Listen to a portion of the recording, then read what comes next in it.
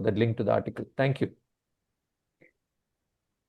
Thank you, Dr. Vikas. Any more questions from the participants? I would like to thank the association for this opportunity, Sujit. Thank you. Back to you. Thank you so much. Thank you so much, Dr. Vikas. Now we'll go to the next session. Next session is on scope of neuromodulation following brain injury or brain surgery. This presentation is going to be done by Dr. Sushant Kumar Sahoo. He is a prominent neurosurgeon from Postgraduate Medical Institute of Medical Education and Research, Chandigarh, PGI Chandigarh. Dr. Sushant Sahoo is having more than 150 publications to his credit. He is a prominent neurosurgeon. His primary area of work is open craniotomy, and he has also prominent some important work in CV junction surgeries and pituitary surgeries. He is more keen in doing rehabilitation by using neuromodulation following traumatic brain injury and brain surgeries.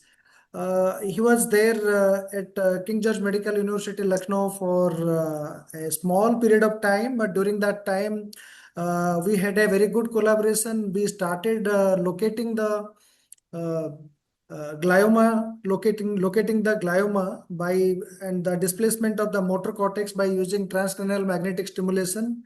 Somehow it could not substantiated as Dr. Sushant migrated to Chandigarh. So I hope our collaboration will continue and the presentation will give some insight to the understanding of scope of neuromodulation following brain injury and surgery. Over to you, Dr. Sushant.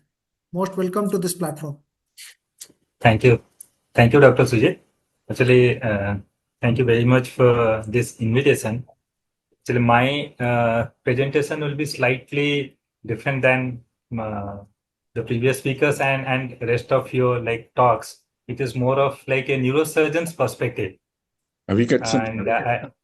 Can I ask you? Yeah, you're very welcome. Have you got some slides to share? Yes, there is. Fantastic.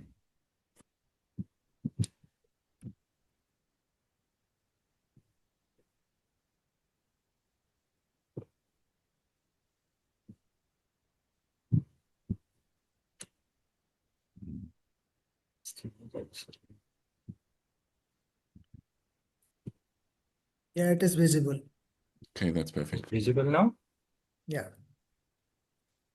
So that's fine, yeah. Oh. Right. So thank you very much once again. So I'll be briefing on what is the scope of neuromodulation following brain injury or brain surgery. Basically, it is a neurosurgeon's perspective. So many persons are working on this area, many institutes, so many publications are there, but these are patchy works. Still, I'm not very sure that this is really being in practice in a major way in any of the institutes right now. So many people are working here. So the main idea of this talk and the main idea of this discussion is to find out what are the possibilities of using this neuromodulation for a better functional outcome. Because as a neurosurgeon, most of us are always looking at the patient at the radiology and at the structural outcome. But if we talk about the details of the functional outcome, then there is a huge scope for using this neuromodulation following brain injury and surgery. So if you talk about, so in the first phase, I'll be talking about the head injury cases and then followed by the surgical perspective. So if you talk about head injury, now it is one of the I can say that one of the largest number of patients we are receiving in our institute at the head injury, more than 69 million cases every year worldwide and more than 1 million in India. So you can consider that this traumatic brain injury is a looming epidemic, mostly in the elderly and the young persons. And if we consider it in any of the country, like in India also, these head injury patients are mostly the young patient and they are in the productive age group. So the functionality really matters. And literature also suggests that almost 30% of these mild traumatic brain injury experience some degree of residual neurologic or the cognitive deficit. So that need to be addressed to have a proper functional outcome so that these patients will be back to their normal life, back to the earning capacity, back to their productive life, so that it will be really helpful. But if you look at the larger perspective, what we practice as a neurosurgeon, if you talk about head injury, for a neurosurgeon, these are either the extradural hematoma, intradural hematoma, some intraparenchymal hemorrhage, some infarct. So these are the life-saving like situations. So in the emergency setup, we straightforward go, we take out the blood, we resuscitate the patient. Once the patient is completely conscious, alert, then what happened to the patient? That really matters if you talk about the functionality. So if you talk for the functionality, then we need to like evaluate the patient more and more. But again, if you talk about like in case of some other aspect, we are more concerned about what is the like the structural outcome for the neurosurgeons. Most of us practice for the structural outcome, but we less talk about the functionality in terms of the cognition, in terms of memory, in terms of how the patient is doing. So it really comes to the picture when the radiology is not talking much about the mass effect. But if there is less mass effect, like in these particular cases, if there is small hematoma sitting in the basal ganglion and the patient is grossly like symptomatic for this, so we cannot operate those areas, we cannot take out the hematoma, and with time gradually this resolves, but it will result in some functional impairment in these cases. So what are the structure which are giving rise to this functional impairment? Those are very important, and with time gradually we are learning how these patients are behaving. Can it be correlated with the previously elaborated neurological like the structures which are responsible for this? Can it be modulated? Like some areas can it be stimulated or some area can it be inhibited? Which are those areas which are responsible for this kind of behavior? So these are very important, and gradually we were moving to those areas. At times we also get some like patients who are grossly violent, which are the patient is having like grossly memory impairment, grossly cognitive impairment. But if you look at the radiology, it is structurally almost normal, grossly normal. If you look at the like different MRI sequences, like the diffusion MRI, we may get very small, like diffuse injury may be there, a diffuse axonal injury may be there. But those are the cases which are not a like strictly a surgical candidate. But these are the cases which really need further evaluation. So now we are moving from this like surgical perspective in neurosurgery. So gradually we are moving to the functionality. And particularly these kind of patients without much of the like structural abnormality, these are the like the mild traumatic brain injury cases, grossly appear normal patients, which are not going back to their functional life. They need to be evaluated more and more. As Dr. Suji told that we have the opportunity to work together for a very short period of time. So this is one of the case example. Like in few of the cases, like those patients, the behavior is completely different. And those patients may have grossly like memory impairment, or the patient will have some sort of like apraxia or some other behavioral changes. And those patients will be under treatment either in the general physician, and sometimes they will go to the psychiatrist.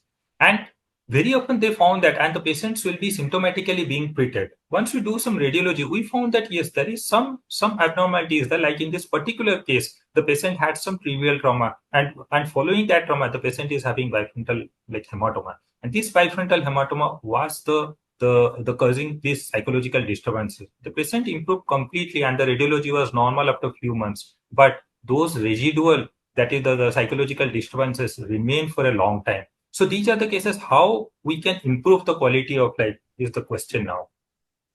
To understand this, we also need to understand how the traumatic brain injury is affecting the brain. What is the structural changes is happening. So these structural changes may happen in three areas, like it can happen grossly in the axonal injury area, or the glial modification, or the synaptic disturbances. But the most important in this is how this can be identified.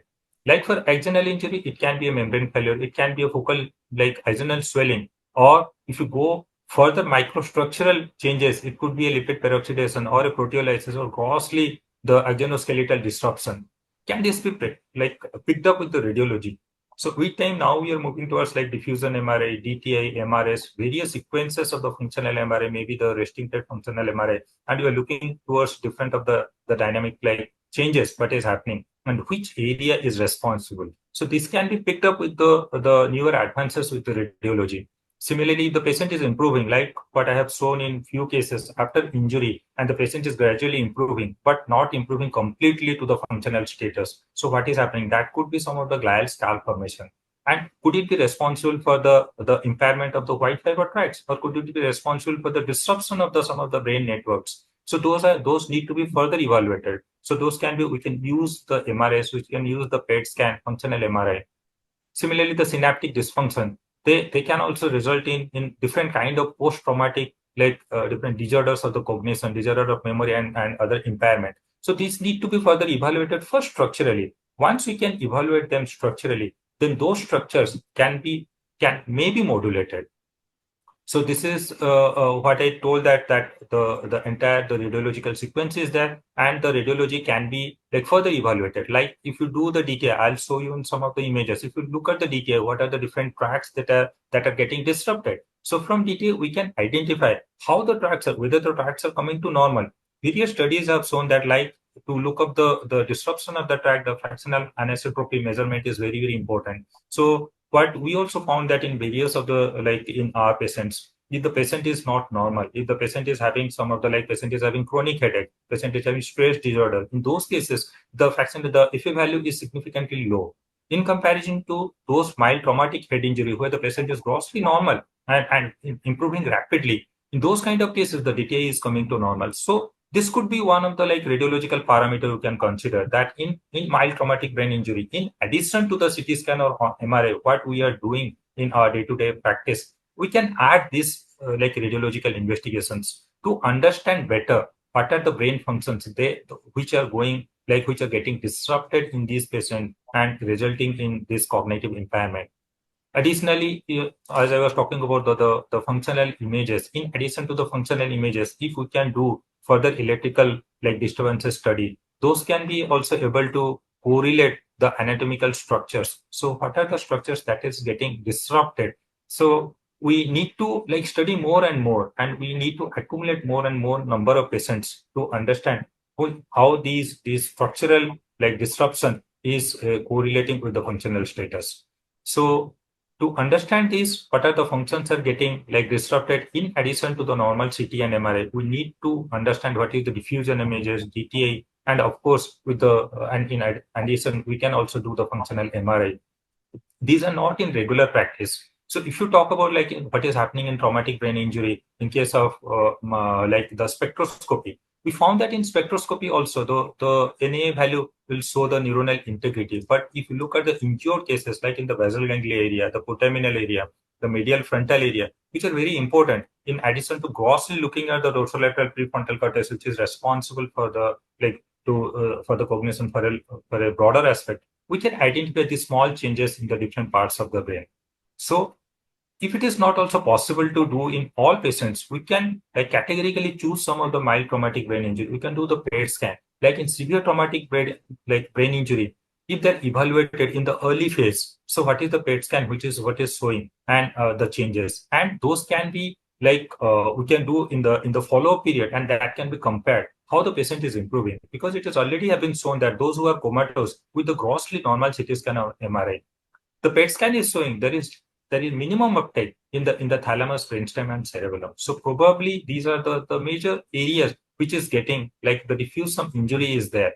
That's why the patient is comatose. So can these areas be stimulated by the way of this the neuromodulation? So this is the area of major research in case of traumatic brain injury, I guess. And again, there is some correlation. Already it is established that there is reduced glucose uptake in the prefrontal cortex and the cingulate gyrus, and that is responsible for impaired memory and the executive function. So if it is getting deranged, so can this area be stimulated? So probably these are the scope for, like, various neuromodulation therapy. This image is showing, like, if you talk about the functional MRI, there's the resting state functional MRI. If you talk about, like, the amplitude of the low frequency fluctuation, this is a very nice paper who, like, documented that the amplitude of the low frequency fluctuations that will keep on increasing all this comatose patient if there is a altered sensorium patient in case of the traumatic brain injury, in comparison to those patients who are grossly improving or rapidly improving. So that's the whole idea of, like, adding different kind of, like, radiology into the field of traumatic brain injury. So if you add these images, then they will show some light that yes, these are the areas which are getting inhibited, or the default mode network is getting hyperactivated. So, like, in this case, the posterior cingulum is getting depressed. So can it be stimulated? So if first step is to identify the structural abnormality, then there will be the scope of whether we can stimulate or inhibit it. So This is another paper which is showing that in case of severe traumatic brain injury, there are different networks that is getting like disrupted. It is not the gross injury. It is not the like injury of the thalamus. It is not the injury of the frontal cortex or the temporal. There is some connection. And in the recent era, with the use of, I can say that in addition to DTI, functional MRI, neuronavigation, and of course, with the use of the awake surgery, I will show further that how the awake surgery is helping to understand the different areas of brain. If you can like detect what are the networks, if these are getting inhibited, like the thalamus-parietal tract, if the thalamus-parietal tract is getting disrupted with the traumatic brain injury and rest of the brain is normal, so can it be stimulated? So these are the literature which is supporting that, yes, in addition to the structural changes, these are few of the like networks, those are also getting like affected with mild traumatic brain injury. That's why those patients are chronically remain like cognitive impairment for a long time. And maybe that need to be addressed in future so that we can treat these kind of patients. This is a very beautiful article where it has shown that the excitability of the motor cortex is getting down in case of mild traumatic brain injury. Everybody of us then, like Dr. Sujit told that it is quite easier to identify the motor cortex area with the repetitive magnetic stimulation in RTMS and or with the like other modalities. We can identify the motor cortex area. So suppose there is cortical inhibition, as in this paper, I'll not go into the details, but they have found that if we can identify the motor strip area and with the functional MRI, there is less uptake is there, then we can stimulate this area and those patients can be benefited. But we have very, like the literature is not, we do not have very particular criteria how to use all these modalities because we have few case reports or short series. So we need to work together and to identify what are the areas that can be like used for different modalities. If you grossly look at what are the different areas which can be used for, as a neuromodulatory therapy in these kind of patients, like many of us know that it is the dorsolateral prefrontal cortex. If the patient is cognitive impairment is there, then we can stimulate this area. If the patient is depressed, then of course this is probably the commonest target that many of the like persons are using.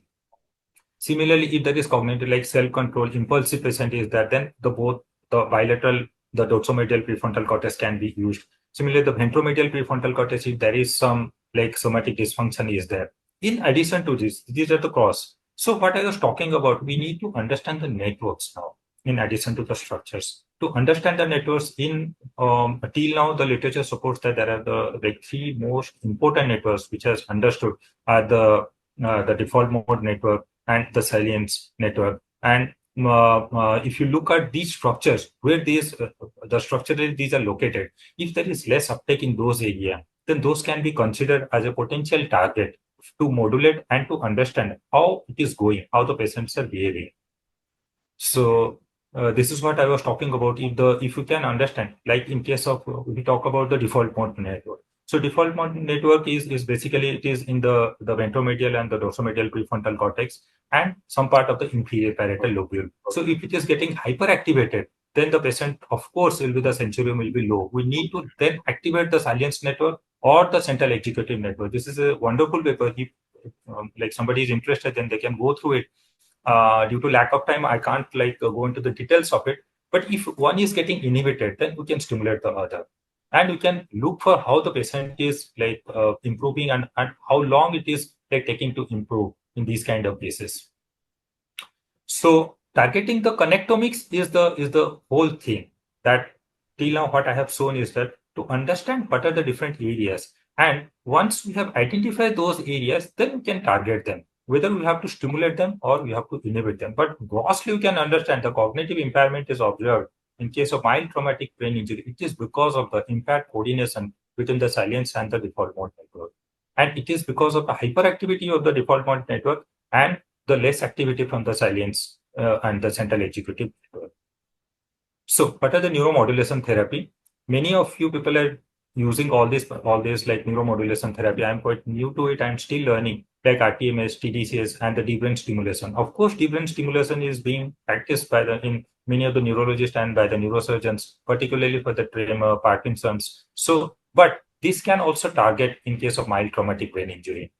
If we talk about RTMS, I think Sujit is a better person who is using RTMS, and many of you may be using. So this can be used either to stimulate or to inhibit. So the criteria is set, but the response is not like uniform. Like in this particular paper, what they have shown that the response is not uniform. Like in a comatose patient, if you like stimulate the prefrontal dorsolateral prefrontal cortex area, we know that it is used for the depression patient. So is it because of the depression is going down, the patient is gradually improving? But how many sessions is required to sustain the response? And if the response is not sustaining, then is there anything else can be done? So these things can be addressed in future if we accumulate more and more data how these patients are improving, because many case series, they have only 10 to 15 cases or 20 cases. And I guess that in India, we have the patient load is very high. The only thing we need to have a collaborative study. If we have a collaborative study and if we can accumulate what are the target population among the mild traumatic brain injury, where you can use this RTMS, and what are the different types of like disorder which can be targeted. Like in this particular like review article, they have shown that what are the different like disorders following mild traumatic brain injury that can be targeted. Commonest are the post-concussion syndrome, maybe headache, dizziness, depression, cognitive impairment, aphasia, motor impairment. These can be targeted. These patients need to be studied. These patients need to be categorized. These patients need to be separated and separately documented. Then a particular area need to be targeted, and a group of like people has to like either to stimulate those areas and to follow them for a longer time. And what is happening after 20 cycle, 30 cycle, if the response is sustaining or not sustaining. If it is not sustaining, then what is happening next? Then it has to be correlated with the radiology.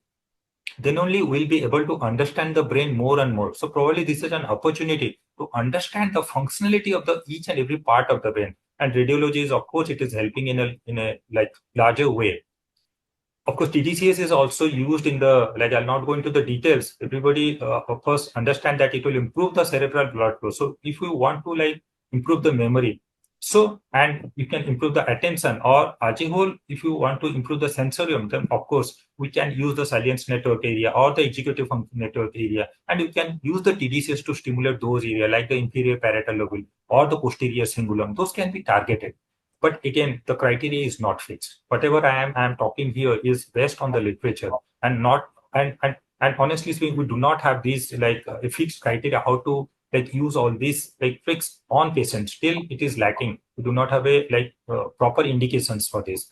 And DBS, as I was talking about, these are the different like the nuclear which has been targeted for the Parkinson, essential tremor, post-traumatic like tremor, but this can be used for the arousal effect also, because DBS can be stimulated, DBS can be inhibitory. We can stimulate the reticular activating system, and we can see whether if the patient is comatose for a longer time, if the patient is improving. We can modulate the cognitive function, and we can see there are few cases like this particular the case series. They are also showing in few cases, and they are analyzing those cases for a like short-term improvement. It is there or not. We need to analyze them for a longer period.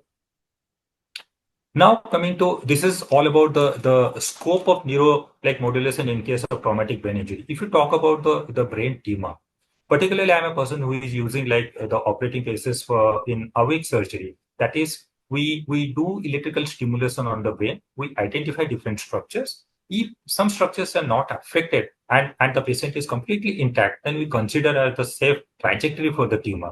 We resect from that area, we enter into the tumor, we take out the tumor. But in spite of all these, some patients are developing like the cognitive impairment, some patients are having some memory impairment, or some patients are having motor disturbances. So probably when we are handling these brain areas during surgery, and we are also identifying it, we are noting those areas and we are correlating on radiology what is happening and what is going wrong. So can this area be stimulated later? So like in this is from my own case series. I found that in addition to the tumors, if you look at this green area is the corticospinal tract, like the blue area is the dorsal language network, and the orange is the ventral language network. In nowadays, the neurosurgery, as a neurosurgeon, we are moving further beyond the tumors. We are looking for the tracts and the connections. And in the last few decades, we understood that it is probably the ventral the language network, that is the inferior fronto-occipital fasciculus. or it is the arcuate fasciculus that is responsible for responsible for the language errors. Like the ventral language pathway is responsible for the initiation of different movements, and that will take care of all the semantic phenomena. Whereas the dorsal language pathway that will like take care of all the phonemic phenomena. So if there is some language disturbances, probably these areas are getting disturbed. So this can be stimulated in the post-operative period if the patient is having a gross impairment because of this tract abnormality. So if we can identify these tracts in the pre-operative period, intraoperatively we are stimulating it, and in the post-operative period again we'll go back, we'll do the radiology, and again we'll try to find out what are these networks that is going wrong, and if it is correlating with the patient symptomatology, probably these are the targets that may be targeted with neuromodulation for a faster recovery and a complete recovery. This is just an example how we do. Like in this case, what we do in case of AOX surgery, we use a bipolar stimulation, which is using almost 60 Hz current for 1 to 4 milliseconds. We identify each and every area. We found out what are the language areas. We found out what are the motor areas. So this will, in addition to the radiology, this improves our understanding what the brain is. Ajay will talk about the dorsolateral prefrontal cortex or the ventral prefrontal cortex or the cingulum. But exactly what is happening to the patient intraoperatively. So this is a golden opportunity for us, all of us, to understand that we are giving some current and we are inhibiting the tract. What is happening with the electrical stimulation? Once we are electrically stimulating, it will inhibit the local area. If it is inhibiting that circuit, what is happening to the patient? So by this, we are like by stimulating those areas, we just calculate what is happening to the patient. In addition to the tumor removal, we are also assessing different areas so that those can be used during surgery. So in addition to this, we are also using like the neuronavigation here, and with the neuronavigation, we are targeting where we are during surgery, whether we are close to the ventral language area, whether we are close to the corticospinal tract, or whether we are close to the motor area. If the patient is not well in the post-operative period, if there is some cognitive impairment or the language impairment, then we correlate again and we'll go back. And at the end of surgery, again, we found out how the patient is. At the end of surgery, we evaluate the patient because the patient is awake. We run the same set of parameters, and the post-operative radiology, we compare them. So this is just a post-operative radiology. In this particular case, this was a young patient. So the patient has some language error. It was a phonemic error. When you do the radiology and the post-operative TTI we compared, there is some disruption of the dorsal language pathway. Probably that was the cause. Then that gives us an opportunity to understand how the patient is improving. The patient was under follow, and it took almost 3 to 4 months, and the patient gradually improved. And some patients, and I'll tell you, in some of our patients, they're not improving, and there is some residual errors is still there. So can this be stimulated? So now the option is the neuromodulation can be used to stimulate these areas. So as a neurosurgeon, as we are learning more and more about the functional status. So in addition to the standard neurological evaluation, now we have also moved to understand how the patient is.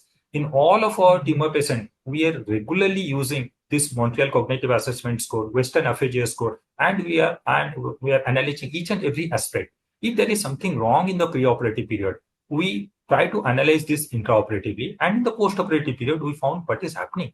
And we found that in the postoperative period, a grossly normal walking, talking, and going back to the normal life, still the patient is having some error. And this error is not noticed by the patient. But when they go back to their functional life, like the patient is going back to his office, but not able to do the calculation, not able to do the executive function because there is some error. And these errors are picked up by our neuropsychologists. So why there is a scope of neuromodulation? Because we have incorporated a neuropsychologist or a neuropsychiatrist into our team to understand the functionality of the brain. That's why I am stressing more and more, because as a neurosurgeon, we are like, I can say that we are graduating more and more in understanding the brain. In my own series, I found that in the post-operative period, there is a significant decline in the executive function. There is some naming error. There is error in attention. But as a neurosurgeon, we feel that yes, post-operative period, radiology is normal, tumor is out, patient is okay. So that's fine. No, the patient is not fine, because many of these patients are not going back to their professional life. So there is something wrong. Now, so it is from the structural understanding to the functional understanding. Because the patient was awake, some patients are improving. Why some patients are improving? I'll give you some of the examples. recently we operated some of the supplementary motor area tumors. All of us know that if the supplementary motor area is taken out, patient may have SMA syndrome. If the patient is having SMA syndrome, some patients are improving, some are not improving. So that is a beautiful article where if somebody is interested, I can share that they found that it is the opposite SMA which is gradually taking up all these functions. And how this is moving? It is because of the crossing fibers that is going from one cingulate to the other cingulate. Then that is going to the opposite, the supplementary motor area. So now the question is, if it is possible to understand the connectomics of the brain, is it possible to stimulate the opposite supplementary motor area if the patient is not improving? So that is the probability now. So there is a possibility that we can use this neuromodulation for the betterment of the function. And this is the first article that is published. They have treated some 12 patients. And I have also spoken to the author of this article. What they used is, in the post-operative period, in the pre-operative period also, they use the functional MRI. And this is a case of high-grade glioma they operated. This is close to the motor tract area. And the patient was hemiplegic in the post-operative period. They found that there is some like disruption of the motor strip area. What they use is, they use this brain stimulation, either it is a continuous or intermittent, but they postulated that if they use a continuous stimulation, that is for it was administered to the both the middle of the sensory motor network and the right posterior frontal component of the frontoparietal network. And they found that the patient is improving. And particularly for aphasia, they use the intermittent stimulation. But again, this is the only one series that is getting published. We need to analyze more and more number of patients. So what the modality of the neuromodulation can be used, because I think you people are more you know the neuromodulation much better than us. So what we need the help from you, so that if the neuromodulation if we can understand how it is working, and if it can be delivered to those areas, because there is some error in the connection, there is some disruption is there, and the brain is plastic. Even we have seen patients of 60 years, 65 years, those are improving from those deficits. That means the brain is plastic. The adjacent area is gradually adapting the behavior. But how this adjacent area can be stimulated? If the adjacent area is taking up those functions, and if there is a delay, if we can stimulate them, then there is a possibility that the patient may be improved earlier than the natural course. And this is what me and Dr. Sujit have found out, that in case of this is a supplementary motor area tumor, we found out where the motor strip is. We have used the RTMS. And in addition to this, in the preoperative period, with the RTMS, we found that the motor strip is pushed slightly back. And during surgery, we use the intraoperative ultrasound. We found the tumor, we identified the motor strip area, and we protected it so the patient will not have permanent deficit in the postoperative period. So we can use this neuromodulation in different way. So only thing is, we need to understand more and more about the functionality of the brain. So coming to the end, so this use of neuromodulation is a newer concept in neurosurgery, or a newer concept, I can say that in case of mild traumatic brain injury, and although it is not a newer concept, but we need to validate it more and more. And particularly for brain tumor surgery, of course, it is new. In many of the centers, some of the centers in Australia and France, they have started using this technique, the neuromodulation technique, which are the areas that can be stimulated. So we need to, so this is a teamwork that, as I have shown in all the slides, we need the help of the neuroradiologists who can guide us. What are the structures that are getting disrupted, or what are the networks? As a neurosurgeon, intraoperatively, we are operating the patient and we are stimulating different brain areas. We can find out with this brain current stimulation, the patient has a particular deficit. And intraoperatively, if something goes wrong and the patient is continuing in the postoperative period, so that could be the area. And in the postoperative radiology, we can find out. And of course, we need the neuropsychologist or the neuropsychiatrist to understand how the neuromodulation therapy can be used. If we can use them, so this is a teamwork with a team. If we can treat more and more number of patients, so this is just a concept. In few cases, although we have started using this, but I am not in a position right now to authenticate these are the area or these are the deficit. And with 100%, if you use neuromodulation, the patient is going to improve. So we do not have that data to surely say that the neuromodulation is really helpful. But there is a scope, and there is I can say that this is a huge area for research. that use of this neuromodulation can be used in case of neurosurgery, in case of like for the post-operative rehabilitation. And to conclude, I can say that there is a huge scope of neuromodulation in particularly in neurosurgery, in addition to brain injury, in case of brain tumor also. And we need a teamwork. And I can say that if you discuss more and more on this, and if you can start treating and start documenting this, how these patients are behaving, how are the patients like improving, or how this improve, whether the improvement is a long lasting or the patient is sustained improvement, these need to be documented more and more. And if you start doing this, probably in few years, we can formulate a protocol how to like rehabilitate these patients with the help of neuromodulation. Thank you very much. Thank you, Dr. Sushant, for a very enlightening presentation.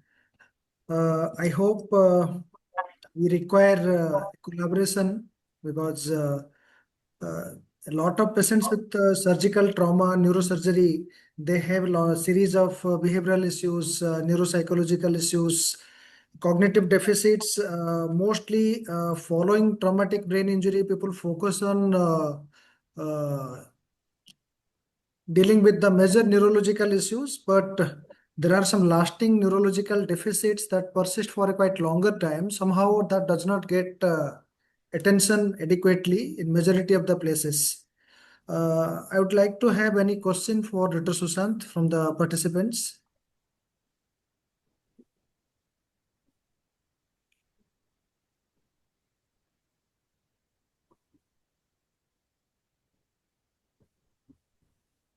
Any question?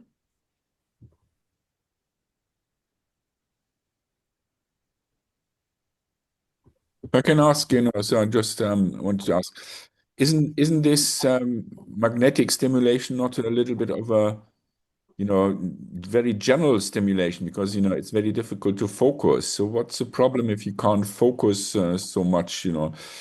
Is it the very local fiber activation, or is it a general activation? What you get with this RTMS? I think this is a general stimulation, because what I was talking about is still you do not have a very focused like stimulation. You do not have at present any, I can say that, strong evidence to suggest that really RTMS can be used. We are trying to use to analyze what are the motor strip area where it is, and if we can stimulate, like particularly as I said that some of the supplementary motor area glioma, it is the motor strip area. If that will get damaged, the patient will have a permanent deficit. So as a whole, with RTMS, we can stimulate the motor strip area, but beyond that, we need to analyze like how it can be used, maybe with TDCS or maybe with TBS. So still it is like the question is open. We are just analyzing these patients right now, that we are identifying the structures. How it can be stimulated, yes, it is still a debate. There is no fixed criteria. In this scenario, I just wonder, suppose seeing a case of traumatic brain injury, particularly those who are with diffuse axonal injury, presenting with a lot of cognitive difficulties. The neuroimaging does not reveal anything major obvious, but this type of patients, they usually report with forgetfulness, slowness in thinking, slowness in the processing speed. These patients are commonly reporting in the neurosurgery clinic, then subsequently being referred to the psychiatrist for evaluation. So this is an interesting area where intervention can be done through neuromodulation. But the thing is, one need to just know when should the interventions to be done. People have done mostly intervention long after the trauma.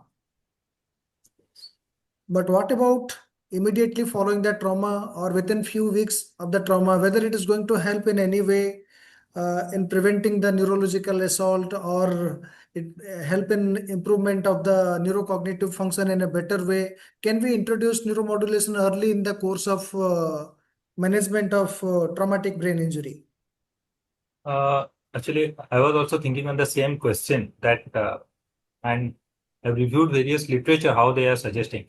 But if we talk about the traumatic brain injury, even in after surgery, that's why I told that after surgery we are documenting each and everything right now. And in my personal series, many patients, I have seen that the time to recovery is very important. That window we have to give. Usually following like neuropraxia, it usually takes 6 to 8 weeks to recover. So 2 months time has to be given. Following surgery, what we have found that many of the like speech abnormality, like motor dysfunction, they will improve by the end of 3 months if they will improve. So a window of 2 to 3 months has to be given following injury because it is the natural phenomenon. The patient may improve. If the patients are not improving, but at the same time, if the patient will have some symptoms, a primary baseline radiology has to be done just to find out what are the structures are involved. If the structures are not found, then maybe with the functional MRI, we may get something. And that has to be documented first. If after 3 months patient is not improving, then of course we can like consider for neuromodulation, depending on the domain of the cognition which is getting affected.